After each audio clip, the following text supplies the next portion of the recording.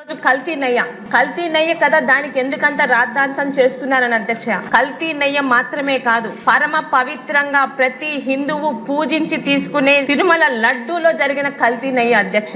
లడ్డూకి మన హిందువుల గృహాలలో ఎంతటి పవిత్రత ఉంటుందో ఈ కల్తీలైన రాద్ధాంతం చేసిన ప్రతి ఒక్కరికి తెలియాలి అధ్యక్ష. ఈ రోజు సంవత్సరానికి ఒక్కసారి కాదు, జన్మలో ఒక్కసారైనా వెంకటేశ్వర స్వామిని దగ్గర నుండి ఒక్క నిమిషం కళ్ళారా వీక్షించదామని అనేక మందికి కూడా దొరకనిది లడ్డూ రూపంలో మన ఇంటికి వస్తుంది అధ్యక్ష. దర్శనం చేసుకునే వాళ్ళు మేము దర్శనం చేసుకున్నాము, మీరు రాలేకపోయారు, అయినా స్వామి ప్రసాదాన్ని మీకు తెచ్చిస్తున్నామని తెచ్చిస్తారు అధ్యక్ష. ఆ ప్రసాదాన్ని పరమ పవిత్రంగా వెంకటేశ్వర స్వామి మన ఇంటికి నడిచి వచ్చాడు, మనం వెళ్ళలేకపోయినా అమృతంగా మనకు ప్రసాదం పంపించానని పూజ గదిలో పెట్టి శుచిగా స్నానం చేసి ఇంటిల్లపాది కూడా ఆ రోజు ఆ ప్రసాదం తీసుకునేంత పరమ పవిత్రమైన లడ్డూకి మన హిందువుల ఇళ్లలో ఉండే స్థానం అధ్యక్ష. అది ఈ రోజు ఏంటి అధ్యక్ష, లాక్టిక్ యాసిడ్, ఎసిటిక్ యాసిడ్, మోనోగ్లైజరేట్స్ ఏదైనా ఒక కెమికల్ ల్యాబ్ లో పనిచేస్తున్నామా వాటిలో కలిపేదాని ఆలోచన వస్తుంది అధ్యక్ష.